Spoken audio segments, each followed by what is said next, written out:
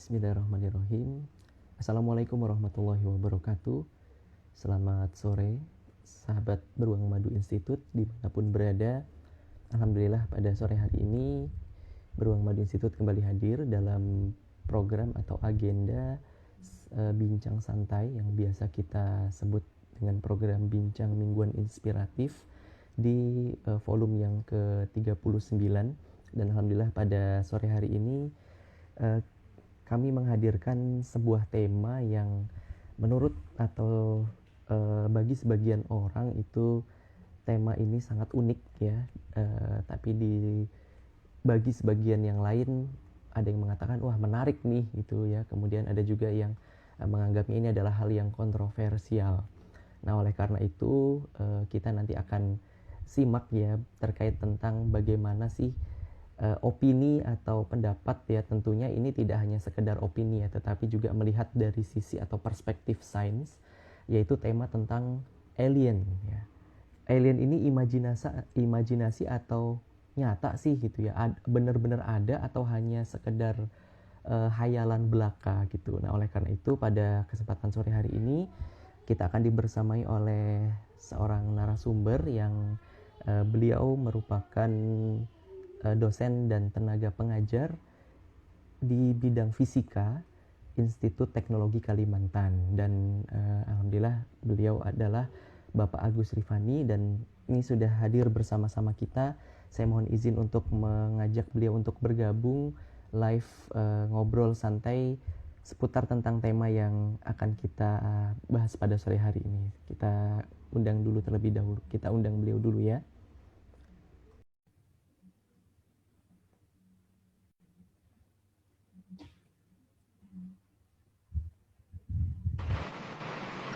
Oke, baik. Assalamualaikum warahmatullahi wabarakatuh. Selamat sore Pak Agus. Waalaikumsalam warahmatullahi wabarakatuh. Selamat sore. Suara saya bisa didengarkan? Jelas banget Pak Agus, alhamdulillah. Oke, alhamdulillah. Ya, Pak Agus sehat kabarnya ya? Sehat, alhamdulillah. Alhamdulillah. Iya, salam kenal Pak Agus nih. Baru pertama bersuah meskipun kita dalam jaringan ya Pak Agus ya. Dan Iya. alhamdulillah terima kasih banyak kepada Bapak Agus Rifani yang sudah berkenan untuk hadir nih dalam program bincang mingguan inspiratifnya Beruang Madu Institute nih Pak Agus. Dan tema kali ini sama-sama. Kita akan ngobrol santai ya seputar tentang alien. Nah, ini adalah tema yang sangat unik sekali. Bagi saya ini adalah tema yang sangat menarik gitu ya, karena percaya nggak percaya gitu ya, dengan adanya beberapa kabar, kemudian ada beberapa peristiwa gitu yang kita lihat di berbagai media ya, tidak hanya di televisi ya, tetapi juga di media cetak. Nah ini kita bagi sebagian orang sih ingin mendengar gitu ya, mungkin pengalaman atau perspektif sains ya, mengingat Bapak Agus sebagai dosen fisika atau tenaga pengajar fisika di Institut Teknologi Kalimantan. Dan ini perbincangan kita ini sifatnya santai nih ya Pak Agusnya, jadi kita akan simak opini terkait tentang ini. Nah, sebagai pengantar diskusi nih Pak Agus, sebenarnya bagaimana nih tanggapan Pak Agus ya terkait tentang pandangan-pandangan yang tadi? Artinya gini, secara sains atau dalam perspektif sains, sebenarnya bagaimana sih keberadaan terkait tentang alien ini ya, bagaimana juga aktivitas alien gitu ya dalam pandangan sains. Silakan Pak Agus. Ya, terima kasih waktunya. Jadi topik alien ini memang selalu memicu rasa menggelitik ya, mungkin antara itu adalah topik yang paling sering mungkin dimunculkan dalam film-film. Jadi kalau kita senang nonton film science fiction itu kebanyakan kalau kita perhatikan di dalamnya itu alien gitu, sosok yang bukan manusia yang sengaja dijadikan figur utama. Bahkan kalau saya cermati beberapa atau mungkin sebagian besar ya acara serial serial apa komik atau serial TV ya untuk anak-anak gitu, cerita kartun. Nah itu ada sosok alien di dalamnya. Jadi ada sosok-sosok yang di situ bukan manusia gitu. Bukan pula binatang ya, bukan binatang, bukan manusia, dan itu dipersepsikan oleh alien bagi kita orang dewasa. Nah, saya nggak tahu kalau anak-anak lihat itu mereka nganggapnya apa gitu. Tapi ada film-film kartun itu kalau kita cermati banyak gitu yang kayak gitu. Jadinya secara populer alien itu mungkin tidak asing ya. Walaupun secara bahasa alien itu kan asing artinya. Tapi secara populer makhluk tentang alien itu hampir setiap hari gitu ada di TV atau di kartun, tadi di film dan segala macam. Nah, tinggal apakah kita mau melihatnya secara populer sebagai sebuah fiksi atau kita mau melihatnya sebagai sebuah sains gitu. Nah, dua pendekatan ini sah aja sih kita ikuti karena masing-masing kan beda minatnya gitu. Nah, kalau saya mungkin lebih cenderung ke arah sainsnya untuk mendekati konsep tentang adanya makhluk alien ini. Nah, secara saintifik pertanyaan tentang apakah alien itu ada, dalam hal ini definisi alien itu makhluk biologis ya, bukan jin, bukan makhluk biologis fisik gitu bisa kita sentuh, dan dia memiliki peradaban. Artinya bukan bakteri, bukan sel tunggal, bukan pula sebuah tanaman misalnya, tetapi benar-benar makhluk biologis yang mereka bisa membangun peradaban dan punya teknologi, ataupun masih primitif sama aja juga kita sebut alien. Nah, dari definisi itu apakah secara saintifik para ilmuwan misalnya tertarik untuk mencari alien? Jawabannya iya. Jadi kalau kita baca sejarahnya itu sejak tahun 70-an mungkin 60-an ya, itu dana yang digunakan untuk mencari peradaban alien itu puluhan juta dolar.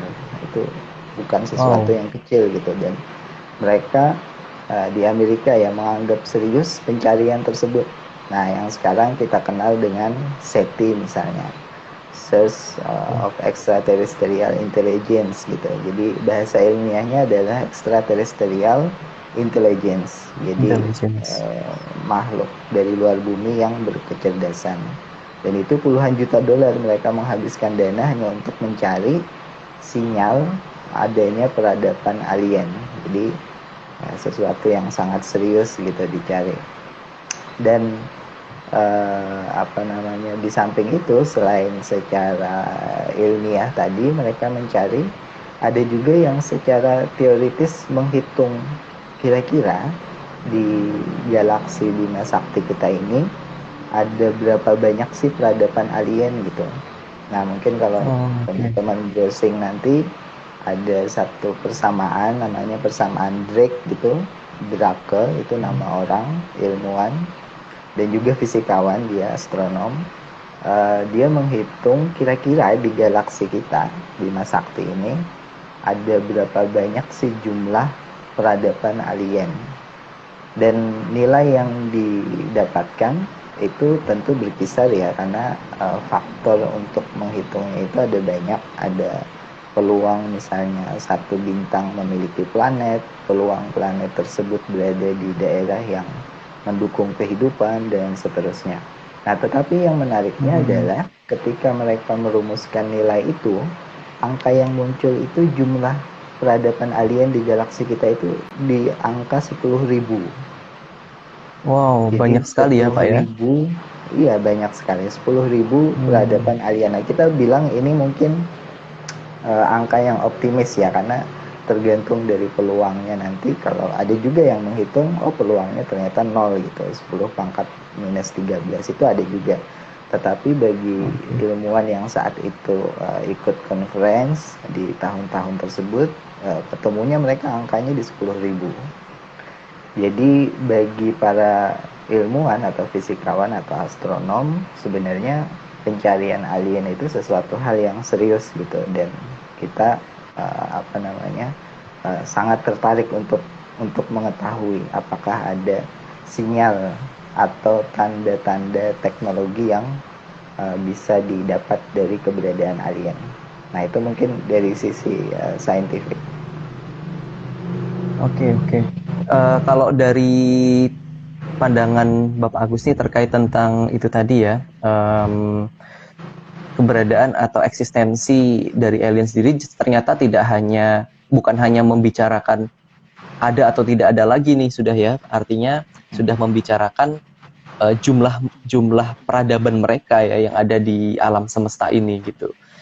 Kalau boleh tahu nih Pak Agus terkait tentang salah satu pertimbangannya ya, berkaitan dengan peradaban alien sendiri, saya pernah mendengar kabar gitu ya, nggak tahu ini kebenarannya bagaimana, bahwa ada tuh peradaban selain manusia itu yang mereka itu tinggal atau berada di Antartika, daerah Antartika gitu. Saya nggak tahu ini benar atau tidak ya. Artinya ada beberapa asumsi atau pendapat gitu bahwa ada peradaban di luar manusia yang ada di bumi gitu ya, yang ada di Antartika. Salah satu indikasinya adalah perbatasan di Antartika itu dijaga ketat gitu oleh beberapa negara tertentu ya, yang mungkin beberapa negara ini sudah bersepakat gitu untuk, dalam tanda petik ya dari asumsi itu, mengatakan menyembunyikan, dan peradaban itu katanya memiliki teknologi yang sangat canggih, sumber daya alam sangat melimpah gitu ya. Nah, ini pertanyaannya adalah bagaimana nih terkait pandangan ini nih Pak Agus? Mungkin Bapak Agus pernah mendengar juga, dan faktor-faktor apa saja sih yang membuat bahwa peradaban alien itu memang nyata gitu? Oke. Jadi mungkin dari pertanyaan itu kita pisahkan dua hal ya. Ada informasi bahwa peradaban alien ada di Antartika dengan sumber dayanya tadi. Yang kedua adalah perbatasannya dijaga gitu. Sepanjang yang saya telusuri, sebenarnya perbatasan Antartika tidak dijaga ketat. Cuma memang kondisi alam itu tidak memungkinkan bagi mereka yang perlengkapannya tidak mencukupi untuk masuk ke wilayah tersebut. Kedua juga, wilayah itu adalah wilayah yang secara intensif digunakan oleh kelompok peneliti gitu.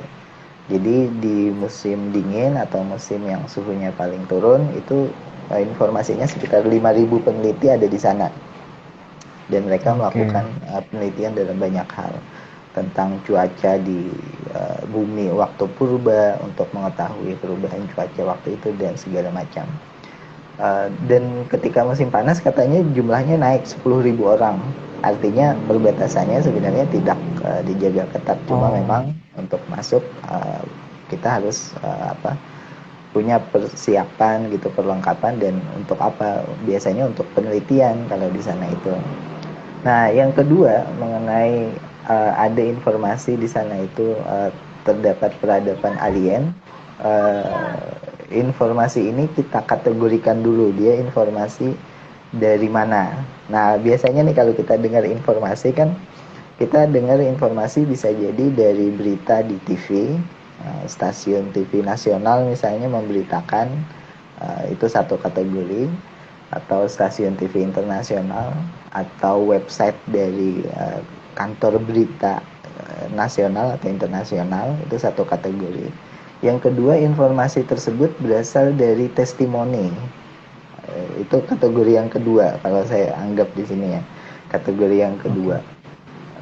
Nah, informasi tentang keberadaan alien itu sumbernya dari kategori kedua tadi, dari testimoni. Oke. Kalau kita sudah klasifikasikan itu bukan dari arus media informasi utama, itu berasal dari testimoni, kita harus memilah lagi, ini testimoni ada berapa orang sih yang menginformasikan hal tersebut dan dari tahun kapan. Kalau kita telusuri, informasi itu ada dari mungkin pernah mendengar Admiral Byrd gitu dari Amerika. Beliau di mungkin tahun 60-an, saya lupa, pokoknya sebelum 1980-an mungkin. Beliau menuliskan pengalamannya waktu menjelajahi Antartika. Itu satu informasi. Informasi yang lain dari testimoni adalah dari orang biasa gitu, orang Amerika yang mengaku dia mengetahui ada keberadaan peradaban tersebut. Nah, informasi seperti ini tergantung kita lagi, balik ke kita masing-masing, kita mau mempercayai atau tidak. Normalnya kita pasti baru percaya setelah dia ada di TV nasional atau dia ada di berita media utama di negara kita atau negara internasional gitu, bukan dari testimoni orang per orang. Walaupun sebenarnya testimoni ini tidak hanya satu orang dan tidak hanya satu waktu. Jadi ada berlainan waktu puluhan tahun yang lalu, dan tidak hanya satu orang, ada banyak orang. Mungkin saya perkirakan antara 5-10 orang kalau kita cari sumbernya di internet. Dan orang ini identitasnya bisa kita telusuri, dia memang ada gitu, orangnya ada di Amerika, dia hidup seperti biasa dan dia testimoni tentang itu. Nah, pertanyaan selanjutnya, apakah peradaban alien tersebut masih ada yang diceritakan itu atau sudah bekasnya saja, sisa-sisanya saja. Artinya kita menemukan fosil-fosilnya.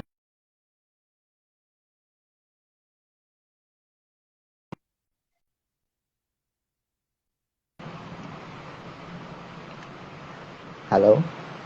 Halo, Jadi iya. ada dua informasi yang beredar. Apakah peradaban tersebut masih aktif ataukah peradaban tersebut hanya sisa-sisa fosil saja? Nah, yang lebih kuat informasinya cenderung yang kedua, itu sisa-sisa fosil saja, dan ada bangunan-bangunan yang ditemukan di dalam kubah es. Kubah itu tutupan es, lapisan es yang sangat tebal. Di bagian dalamnya ternyata ada sisa-sisa peradaban dengan fosil yang tubuhnya tidak seperti kita.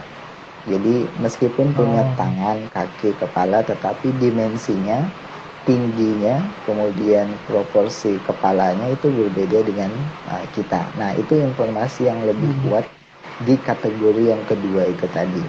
Makanya kata informan itu atau kata testimoninya itu banyak orang penting yang tiba-tiba berkunjung ke Antartika. Kenapa? Karena mereka semacam wisata. Ini akan dibuka entah tahun kapan, tetapi orang-orang penting tersebut, astronot, kemudian bisnis, orang-orang pengusaha bisnis yang terkenal, itu datang ke sana untuk meninjau lokasi tersebut. Karena ini sebuah penemuan penting gitu, sebuah fosil peradaban bukan manusia dan punya teknologi yang sepertinya lebih canggih dari kita sekarang. Nah, informasi ini yang lebih kuat dan ini mungkin tidak muncul di arus media utama ya, tapi kalau ini benar-benar ada, kita akan kaget nanti kalau dibuka untuk umum. Tapi orang-orang penting sudah berdatangan ke sana gitu, semacam wisata bagi mereka. Oke. Benar-benar iya, yang menjadi stigma percaya atau nggak percaya itu karena memang tidak diberitakan, tidak dikabarkan di ini ya Pak ya, di media yang arus utamanya gitu, media-media mainstream itu tidak pernah ada yang mau mengabarkan terkait ini. Bahkan akhirnya ya banyak sekali beredar kabar-kabar yang akhirnya karena tidak diberitakan oleh media mainstream, ya orang akhirnya meninggalkan gitu. Tidak tertarik dan lebih percaya tentang dari perspektif fiktifnya tadi. Apalagi menjadi media hiburan ya, seperti tadi yang disampaikan oleh Pak Agus ya, menjadi tokoh di berbagai film gitu ya, baik kartun maupun film-film saintifik. Baik, terkait tentang yang selanjutnya nih Pak Agus, pernah nggak ya ada peristiwa terkait dengan perjumpaan manusia dengan alien ini. Pak Agus pernah nggak ya mendengar cerita atau mungkin memaparkan nih terkait tentang perjumpaan manusia dengan alien, terutama mungkin di Indonesia kali ya? Gimana Iya, Pak iya. Agus? Iya, balik ke yang tadi. Jadi kita itu kan sebagai konsumen informasi ya. Kalau kita konsumen informasi itu saya cenderung kategorikan jadi dua.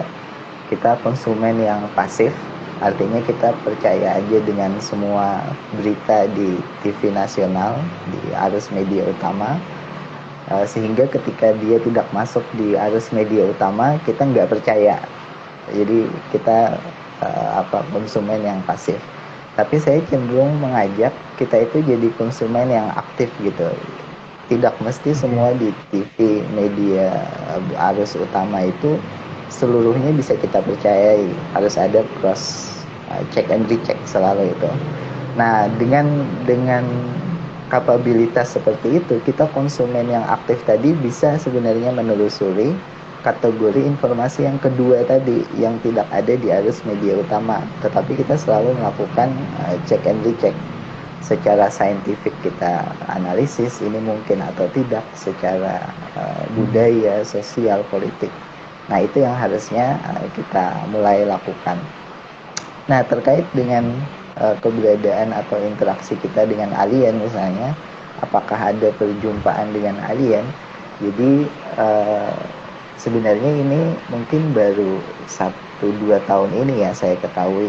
Sebelumnya memang saya selalu coba baca-baca, tapi referensi saya dari luar Indonesia. Nah, 1-2 tahun belakangan ini saya gabung dengan teman-teman di komunitas Indonesia, dan setelah saya browsing ternyata di Indonesia justru ada satu kasus yang sangat kredibel. Kenapa saya bilang kredibel? Karena orang-orangnya bisa kita percayai. Karena kesaksian itu kan tergantung. Ini dari siapa sih? Dari orang kebanyakan, yang artinya dari orang yang sehari-harinya hanya senang menghayal, dia senang ngobrol ngalor ngidul gitulah, atau dia ini sehari-harinya orang yang serius punya posisi penting gitu. Nah, ini saya ambilkan dari buku.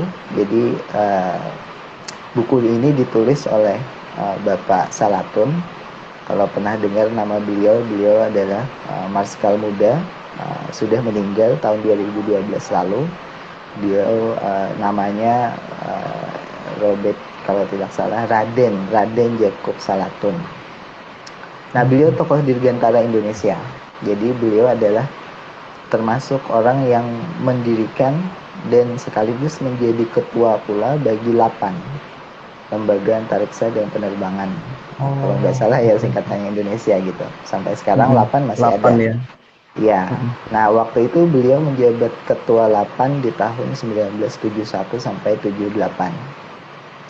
Beliau dari TNI, kemudian beliau menjadi anggota DPR RI setelah itu, dan beliau cukup aktif menulis buku. Jadi ada 3 buku tentang penerbangan, karena beliau memang tokoh dirgantara Indonesia, dan 2 buku lagi menariknya tentang UFO.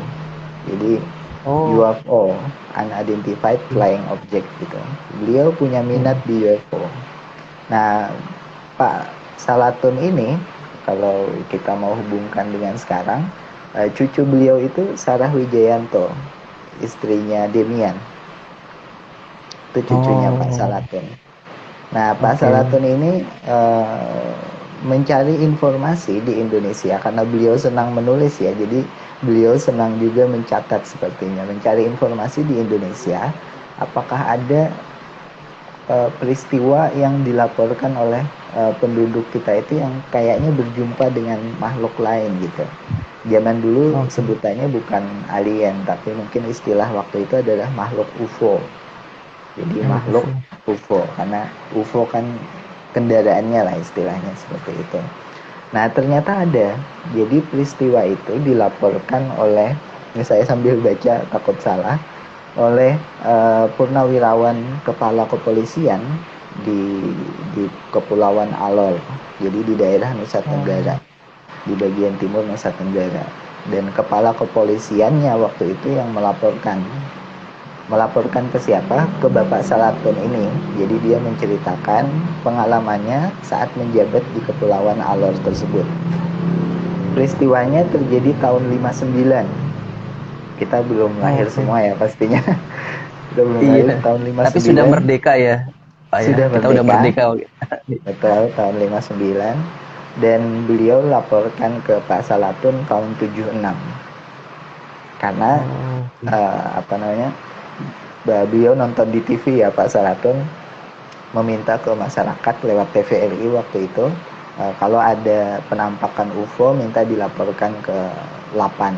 Jadi waktu itu LAPAN terbuka untuk menerima laporan UFO tadi ya, karena ketuanya ya Pak Salatun itu kan tadi. Nah, jadinya kepala kepolisian ini bilang bahwa tahun 59 di Pulau Alor di Nusa Tenggara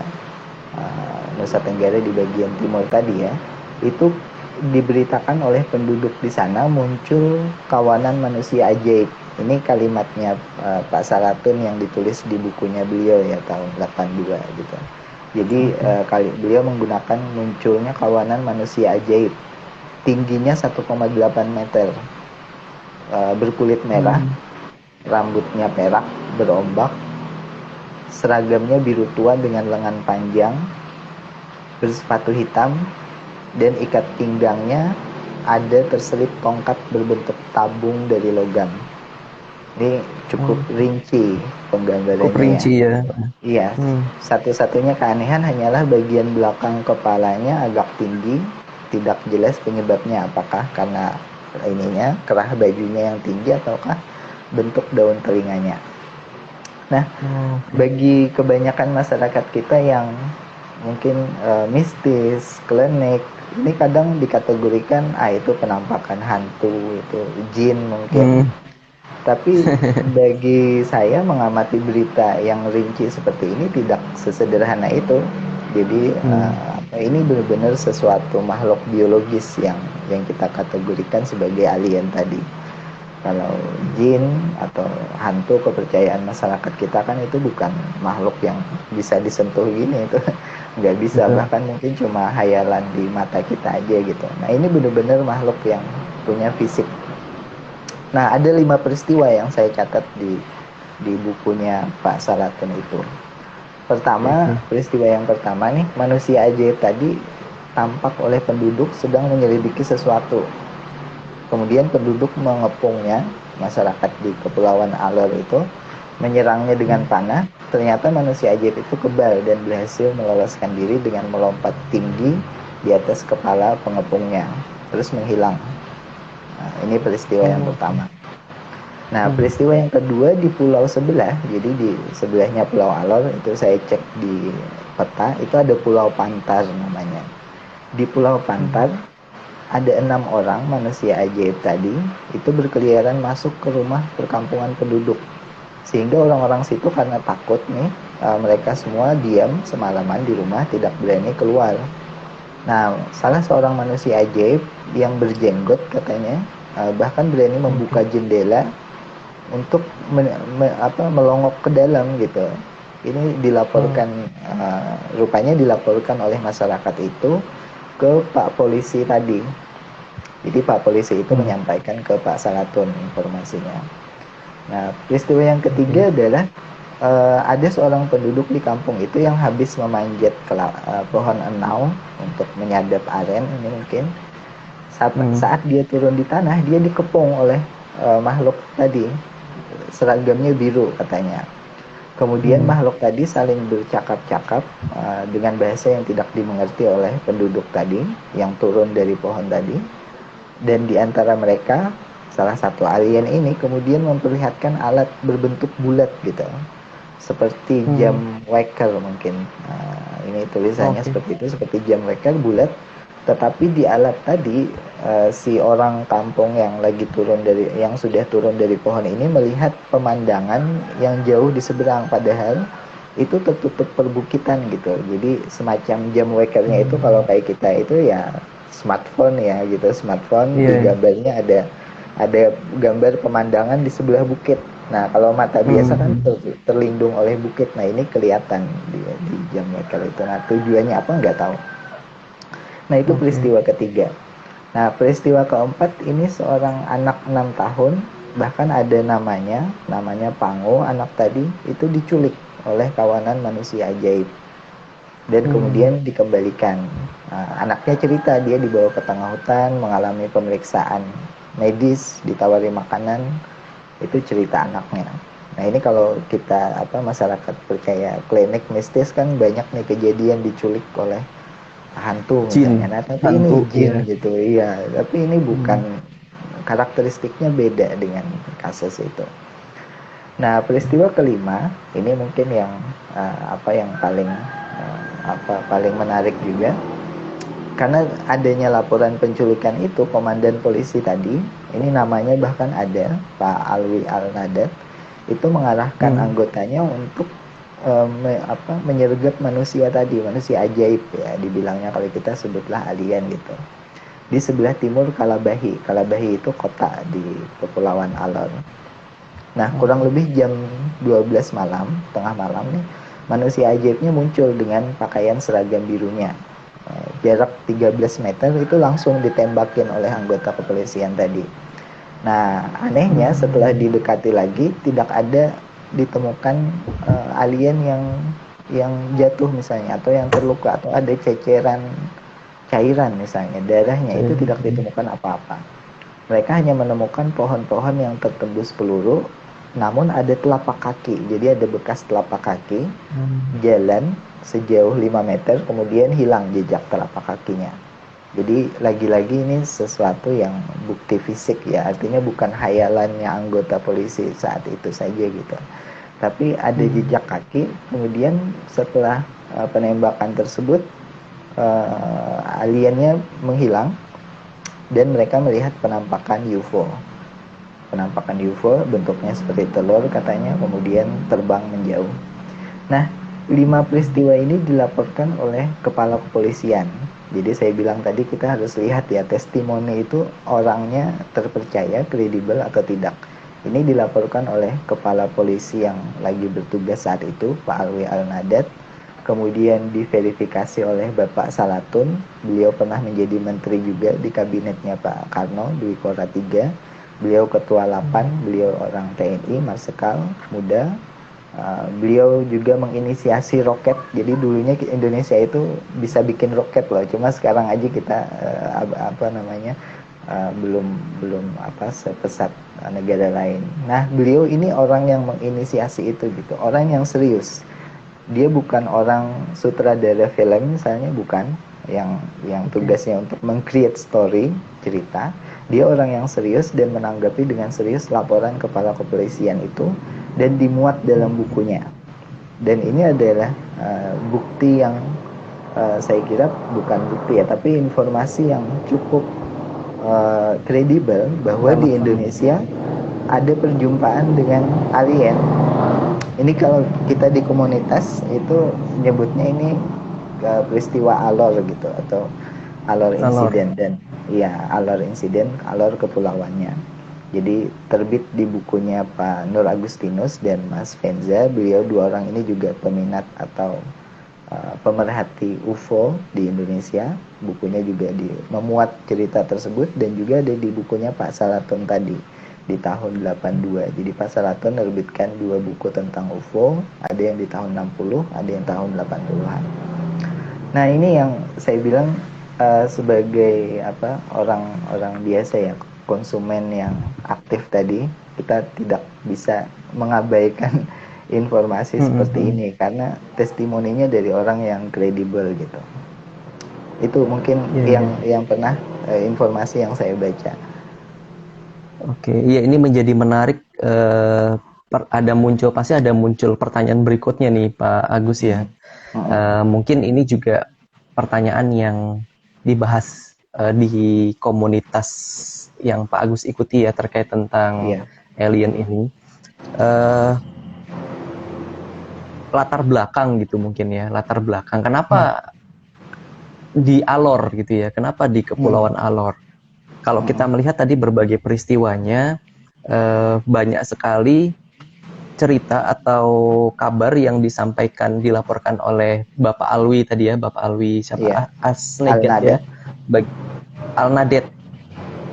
Beliau sebagai kepala kepolisian pada saat itu, yang melaporkan peristiwa-peristiwa yang bisa dibilang di luar nalar lah ya, seperti misalnya ketika tidak tertembak ya, kemudian ada lingkaran yang bisa melihat jauh ke depan. Artinya kan kalau dari berita-berita itu mereka memiliki teknologi yang sangat-sangat canggih gitu kan.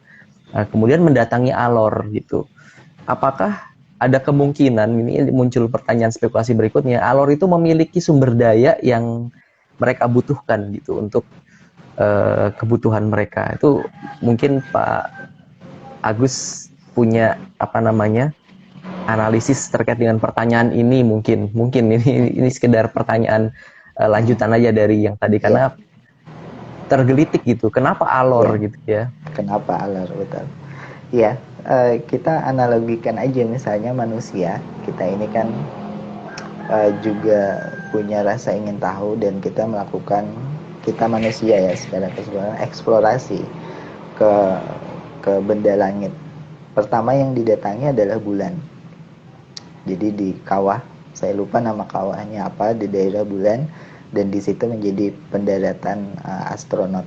Kemudian rencana yang paling megah saat ini adalah pergi ke Mars. Jadi ada pengusaha Elon Musk yang roketnya sedang diuji coba sekarang, Falcon 9 yang kemarin kelihatan kayak jatuh meteor gitu. Dia sangat sangat ingin membangun koloni di Mars. Tetapi sebelum membangun koloni, tentu kita mengirimkan misi untuk survei dulu. Jadi kita nggak ujuk-ujuk datang ke Mars langsung kemudian datang bikin bangunan, tidak. Pasti ada survei awal yang kita lakukan. Dan survei awal itu biasanya bertahap. Pertama robot dulu, yang kedua mengirimkan astronot dulu, baru yang tahap ketiga dan seterusnya membangun koloni di sana. Nah, saat kita milih misalnya mau ke Mars gitu, seperti yang sedang dilakukan sekarang, apakah kita memilih daerah tertentu yang sumber dayanya tinggi, padahal kita belum tahu kan itu sumber dayanya tinggi gitu di sana. Pasti yang kita pilih duluan itu adalah ketika sampai di planet Mars, itu pendaratan yang paling mudah untuk dilakukan di mana. Itu satu.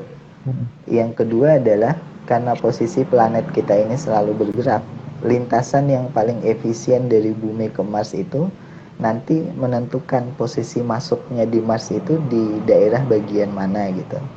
Jadi sesederhana itu mungkin alasannya. Mungkin ya kalau kita berspekulasi, sesederhana itu. Mungkin mereka baru saja sampai di bumi dan mereka kebetulan masuknya lewat di Indonesia, di Kepulauan Alor misalnya.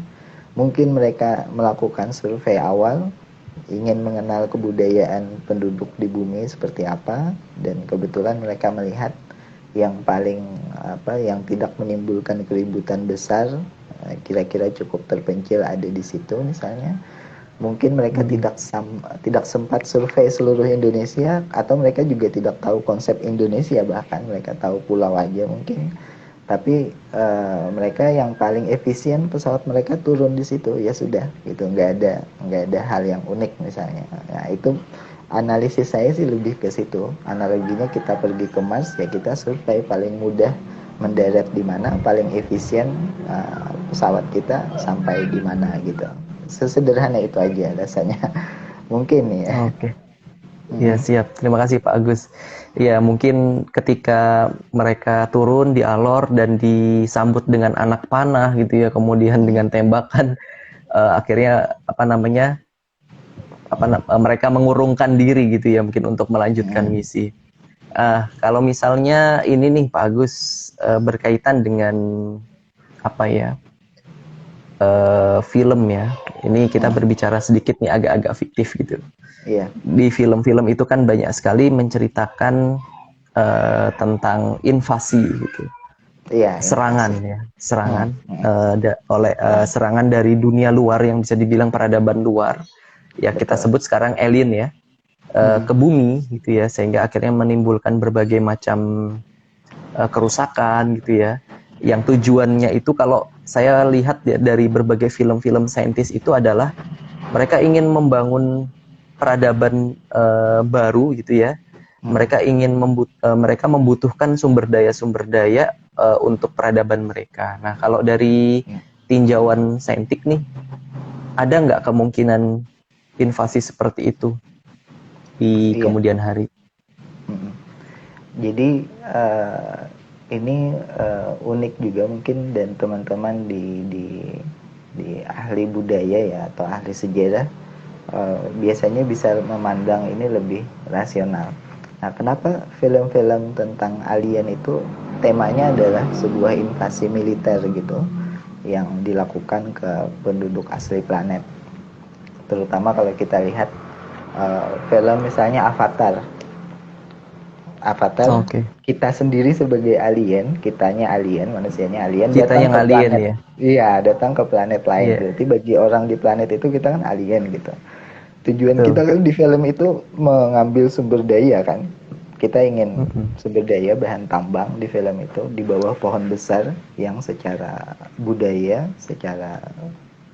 itu dinilai sangat sakral bagi mereka di sana.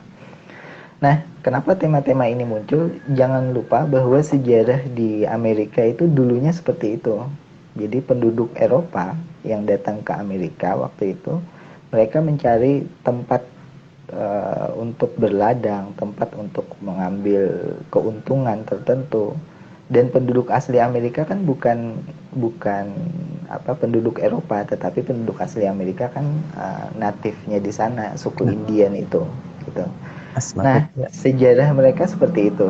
Jadi orang Eropa datang ke benua Amerika, dan kita lihat sekarang akhirnya yang paling mayoritas kan orang-orang keturunan dari Eropa tadi yang sekarang United States of America gitu. Nah, suku Indianya jadi minoritas. Ketakutan seperti itu muncul secara tidak langsung di narasi film. Jadi seperti itu yang mereka bayangkan ketika alien datang kemudian ke bumi. Nah, kita di Indonesia mungkin juga punya ketakutan serupa. Tahun 1500-an kita masih native, mungkin sebelum 1500-an penduduk Nusantara di wilayah ini itu masih semuanya masih orang-orang lokal gitu. Dan kita tidak ada terpikirkan bahwa akhirnya kerajaan-kerajaan yang kecil itu akhirnya hilang, kemudian diperintah oleh satu organisasi dagang yang selanjutnya diperintah oleh satu negara, dan akhirnya kita harus memberontak baru kita merdeka gitu. Tahun 1500-an saya yakin gak ada yang berpikir seperti itu. Kerajaan-kerajaan yang ada waktu itu pasti ketika kapal asing datang, mereka berpikirnya ini cuma untuk berdagang saja. Kita jual bahan bumi, kita beli senjata dari mereka, dengan senjata yang canggih, kerajaan saya akan lebih kuat dari kerajaan sebelah gitu. Dari situ dimanfaatkan oleh kelompok dagang yang datang ke Indonesia untuk memecah belah salah satunya. Nah, saya yakin nggak pernah terpikirkan 500 tahun dari tahun 1500-an VOC waktu itu sebuah kelompok dagang, 500 tahun akhirnya kita tersandera dengan sebuah negara gitu. Akhirnya kita berontak baru kita merdeka. Nah, kita punya ketakutan sama sebenarnya dari sisi teori ya. Alien tadi datang, apakah akan menginvasi militer seperti yang terjadi di Amerika mungkin, ataukah dia menginvasi non militer seperti yang terjadi di Indonesia. Di Indonesia itu awalnya non militer, kita cuma diminta untuk menjual ke mereka, kemudian terikat dengan perjanjian dagang, akhirnya kita menjadi negara koloni, kemudian kita berusaha untuk merdeka. Nah, ini dua teori yang muncul di dalam atau tiga teori ya sebenarnya ada. Apakah invasi militer, apakah invasi non militer, seperti yang terjadi di Indonesia, ataukah alien itu karena peradabannya sudah tinggi, teknologinya sudah tinggi, mereka tidak akan berpikir untuk menginvasi. Tidak ada kepentingan di planet bumi yang biasa aja seperti ini. Mereka cuma lewat aja berwisata, cuma mencari istilahnya cuma meneliti sekilas, ya sudah, paling cuma ambil sampel, habis itu pergi lagi untuk bahan riset saja. Jadi tidak ada invasi sama sekali. Nah itu mungkin 3 teori yang muncul dalam dalam analisis kalau alien datang apa yang terjadi gitu. Iya, siap. Semoga mereka mempunyai energi terbarukan ya, Pak Agus ya. Iya. Sehingga tidak membutuhkan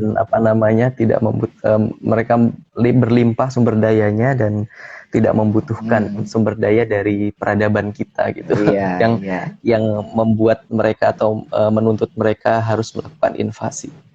Oke, ini diskusi kita sangat menarik sekali sore hari ini, Pak Agus.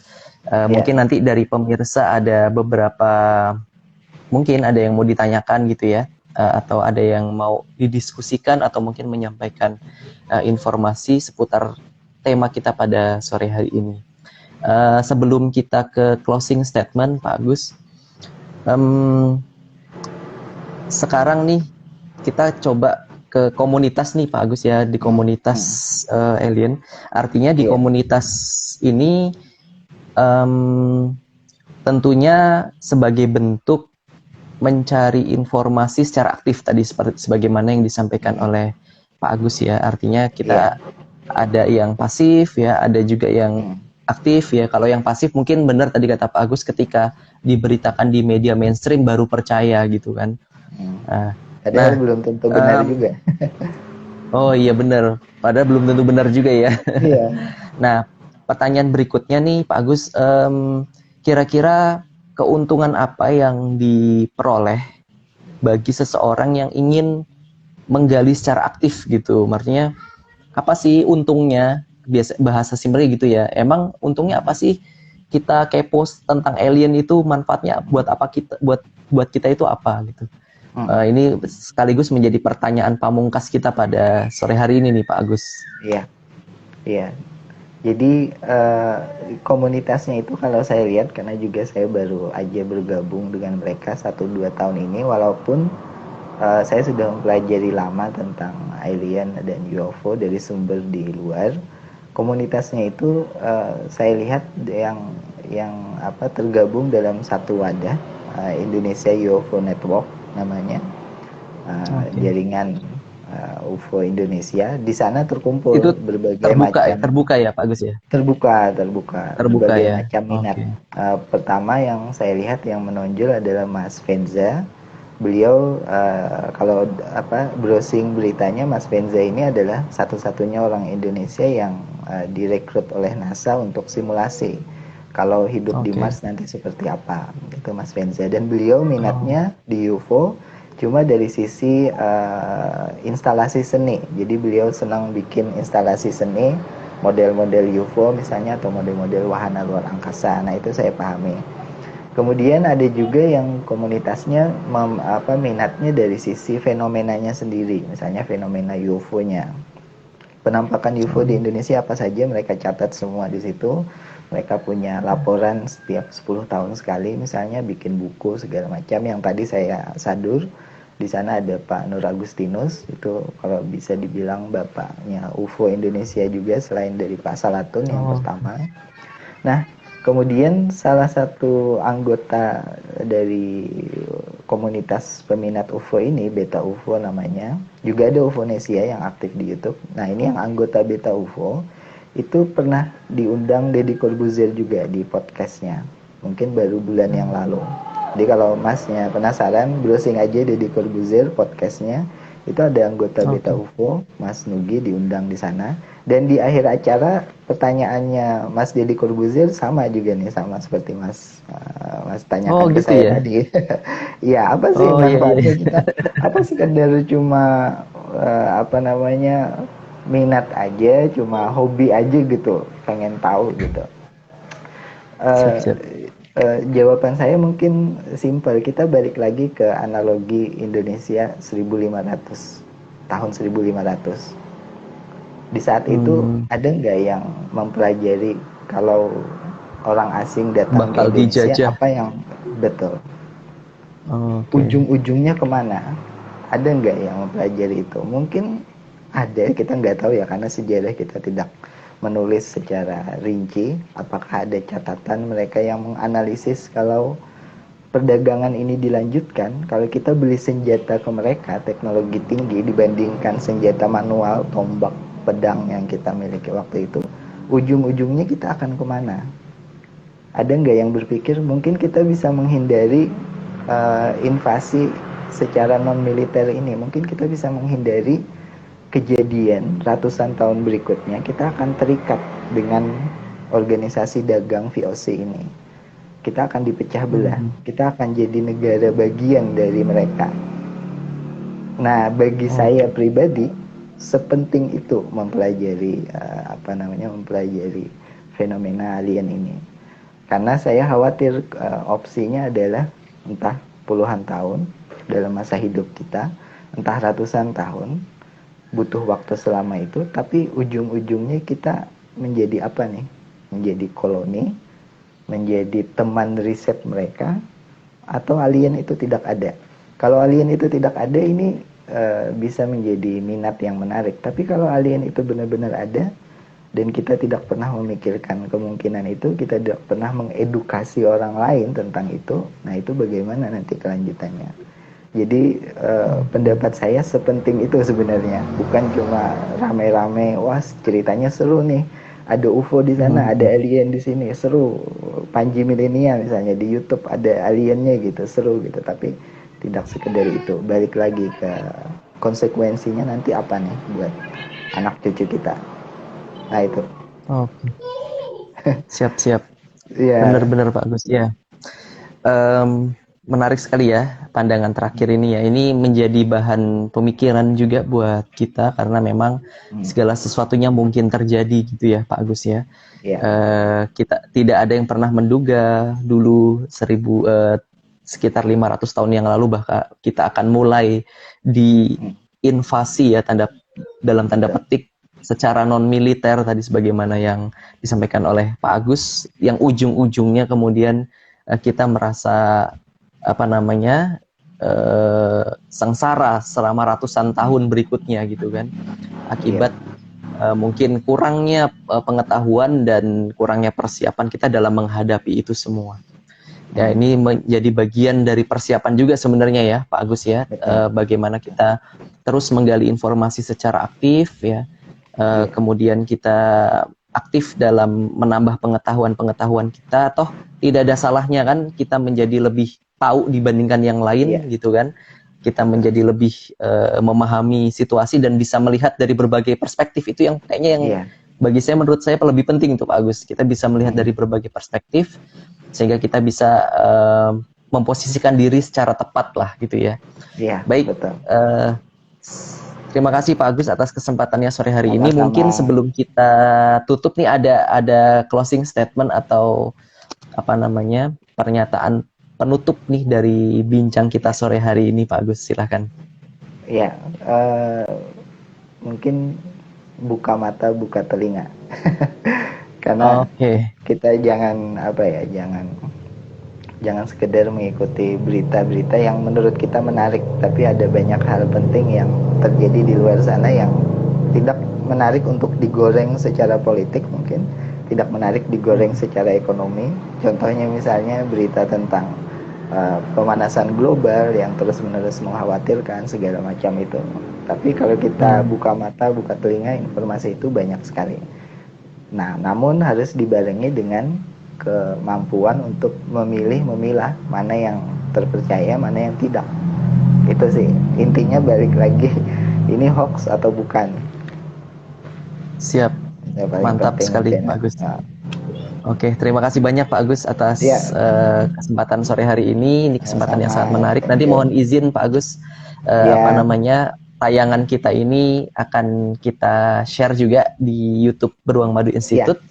dan Iya. sebagai tayangan di Instagram kita. Kali aja nanti ada beberapa rekan-rekan atau teman-teman kita yang mencari referensi ya. Iya. Referensi terkait tentang alien atau UFO, unidentified flying object tadi ya. Mudah-mudahan sih bisa terinspirasi lah gitu ya. Iya. Dari penyampaian kita pada sore hari ini. Kalau mau Sekali lanjut lagi terima kasih banyak. Di channel YouTube komunitas Beta UFO itu saya banyak isi, atau mungkin bukan banyak isi ya, tapi ngisi hampir satu seri, mungkin lebih dari 5 pertemuan. Di sana kita membahas satu fenomena UFO, kemudian satu fenomena yang lain lagi, jadi bisa dilihat di YouTube-nya nanti. Mungkin kalau ada siap, Beta UFO ya alamat ininya ya, channelnya ya. Channel Beta UFO di YouTube. Itu ada playlistnya, nanti lihat aja di playlistnya kalau tertarik. Siap. Ya, saya tertarik nih Pak Agus. Buat pengetahuan juga gitu ya. Dan mudah-mudahan nanti kita bisa berbincang lagi di waktu yang lain. Dan terima kasih banyak atas kesempatannya Pak Agus. Sama-sama. Semoga selalu sehat. Amin. Baik, kita akhiri. Terima kasih. Selamat sore. Assalamualaikum warahmatullahi wabarakatuh. Waalaikumsalam.